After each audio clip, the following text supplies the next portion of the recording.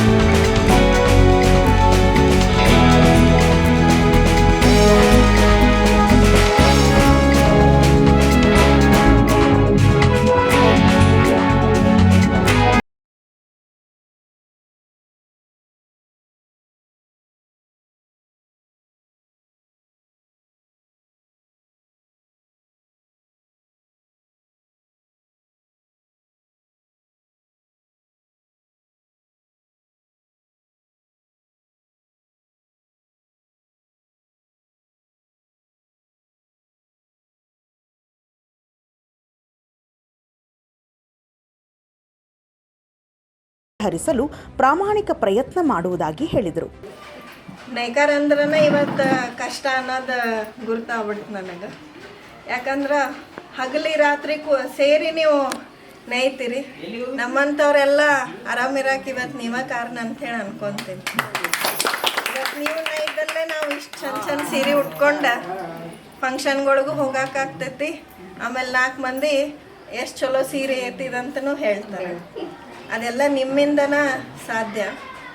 ಇವತ್ತು ನೋಡಿದೆ ನಾನು ಭಾಳ ಕಷ್ಟಪಟ್ಟು ಜೀವನ ನಡೆಸಕತ್ತೀರಿ ನೀವೆಲ್ಲ. ನಾನು ಕೂಡ ನಿಮ್ಮ ಕಷ್ಟದಲ್ಲಿ ಭಾಗಿಯಾಗಬೇಕು ಅಂದ್ಕೊಂಡೇನೆ. ಎಲ್ಲ ನಿಮ್ಮ ಏನು ಕಷ್ಟಗಳು ಹೇಳಿದ್ರಿ ನೀವು.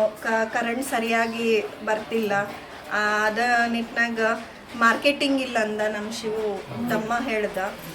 ಆಮೇಲೆ ಎಲ್ಲೂ ಕೂಡ ನಮ್ಗೆ ಸರಿಯಾಗಿ ರೆಸ್ಪಾನ್ಸ್ ಕೊಡಕತ್ತಿಲ್ಲ ಅಂಥೇಳಿ ನಿಮ್ಮ ಬೇಡಿಕೆಗಳನ್ನ ಹೇಳಿದ್ರಿ.